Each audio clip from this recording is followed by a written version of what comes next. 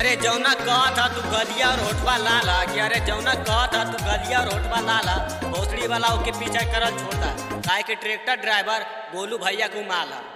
फसल से सोया हमरा अवतारे ट्रैक्टर